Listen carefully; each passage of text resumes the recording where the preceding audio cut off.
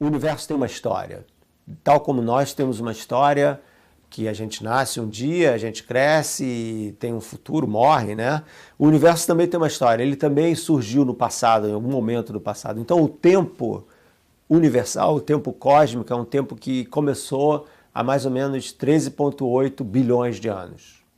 Isso a gente pode medir com observações do universo e uma radiação que se espalha pelo universo como um todo. Então não é uma suposição, isso daí é uma coisa concreta, né?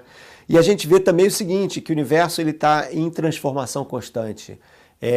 Quando a gente fala de universo, né, uma coisa muito grande, os pontos de referência não são estrelas ou planetas, mas são galáxias. Tá? E uma galáxia, só para vocês terem ideia, a nossa galáxia Via Láctea tem uns 200 bilhões de estrelas. Mas é uma coisa que está coesa porque a massa dessas estrelas todas se atrai uma à outra, né, por causa da gravitação, e com isso você tem uma bola, vamos dizer assim, de massa que é a galáxia. Só que o universo é cheio dessas massas, dessas galáxias separadas, e que foi descoberto é que elas estão se separando umas das outras. Então é como se a distância estivesse aumentando. Então se você passa esse filme ao contrário, para o passado, o que acontece? As galáxias vão se aproximando umas das outras, né? E vai chegar o momento em que elas estão amontoadas todas umas nas outras e a pressão aumenta e a temperatura aumenta. Imagina colocar 100 pessoas dentro de uma Kombi, né? Fica enrolado o negócio, a pressão aumenta, a temperatura aumenta.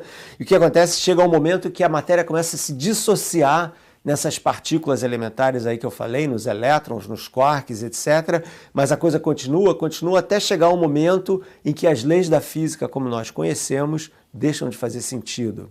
Esse é o momento inicial, vamos dizer, para nós, né? Em que o relógio começa a bater, que as horas começam a passar, vamos dizer assim. E esse é o evento que a gente chama de Big Bang, tá? Porque quando você coloca 100 pessoas numa Kombi, se você abre uma janela, as pessoas vão embora, né? Quer dizer, a ideia... Então, se você tem essa matéria sob essa pressão enorme, a tendência é justamente elas se separarem, se expandirem, né?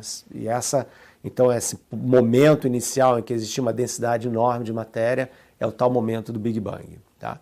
E existem muitos problemas conceituais com relação a isso. A gente não consegue chegar até lá, né? A ciência, como a gente entende, ainda não está lá, mas, por exemplo, o tal acelerador de partículas lá na Suíça, que descobriu o Higgs, e o Higgs ajuda a nossa compreensão disso, consegue simular o universo mais ou menos 1 trilionésimo de segundo após o Big Bang. Trilionésimo é um 0,12 zeros, 1 trilionésimo de segundo depois do tal do Big Bang. Então a gente não chegou no zero, mas está bem perto, né?